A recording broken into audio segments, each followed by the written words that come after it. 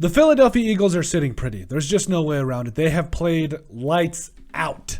Lights out. And a big reason is because of Jalen Hurts. Now, I will admit when I'm wrong. I was one of those people that had thought that he just wasn't able to get it done. And he wasn't. I questioned if his talent in terms of throwing the football was enough to lead a team. And yes, I was absolutely wrong. According to NFL via Twitter, the Eagles offense has been rolling on their way to a 4-0 start here as we there we go. Editing is always tough. Okay, so there we go. So you'll see here through the first 4 weeks in terms of yards, 455, 46 against my Vikings. Not great, but it is what it is, and you're happy for the Eagles as they have gotten it done, and they've done a lot of great things offensively. That makes you take a second look, absolutely. And I have to give all the credit back here to a guy like Jalen Hurts. Nick Sirianni has done a great job coaching, and they just seem like a top unit. Like they seem really ready to continue to take over the NFC East and do a lot of different things there. So we will also take a look at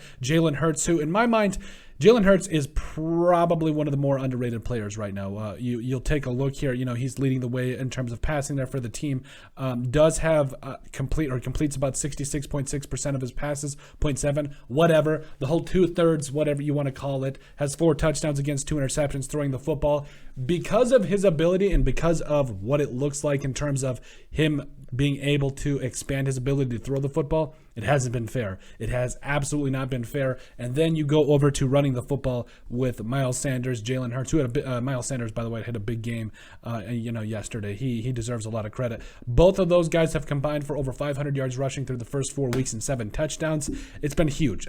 Kenneth Gainwell as well has a couple touchdowns this year, as well as Boston Scott. So they can run the football. The question was, can they pass it? Well, A.J. Brown and company definitely will be part of that debate. A.J. Brown, 25 catches, 404 yards, and a touchdown. Devonta Smith has 18 for 266 and 1. Teddy Dallas Goddard is just a stud. Representing South Dakota, you gotta love it. But so now the question becomes, what's next for the Philadelphia Eagles? You are 4-0 and looking pretty tough to beat right now. Like they are looking like a top team in the NFL, and there's no debate in my mind, especially, and as some even, I know what other people are going to say, the regular season, you beat the Lions. Yeah, they did by a field goal, but then they just whooped up on the Vikings. I know it says 24-7, but it was not that close. Then the Commanders definitely, they took care of the Commanders as well. And then the Jaguars are low-key kind of an explosive team. Like we've touched on it. They are a team that they've got a lot of young talent, and they might take the NFL by surprise a little bit here. Now they play the Arizona Cardinals before they play at home against the Dallas Cowboys at Lincoln Financial Field, and then they go into the bye. If they go into the bye at 6-0,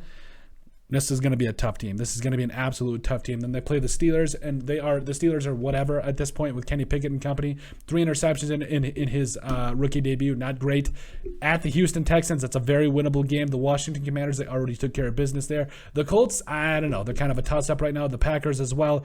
I mean, the Packers, they're probably one of the more competitive teams in the NFC North right now. They weren't fraudulent like the Vikings in week 2. So it is what it is, but I got to be honest with you. The Philadelphia Eagles are looking like the top team in the NFC.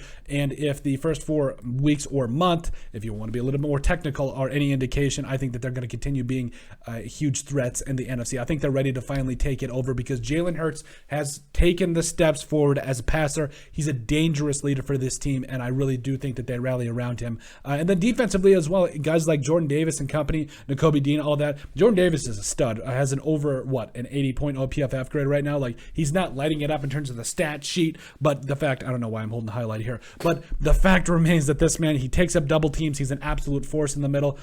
And the defense, it's just playing on a whole nother level right now. But let us know what you guys think. Make sure you guys like and subscribe down below. Leave a like and a comment. It helps people find the show. In the description down below, you'll find all of our social media platforms, so give us a like and a follow there. Also, remember to give us a listen and sub on iTunes. And finally, if you have anything else you'd like us to cover, send us an email at thesportsbp@yahoo.com or put it in the comment section down below, and we would love to cover it. But let us know what you guys think about the Philadelphia Eagles taking over the NFC.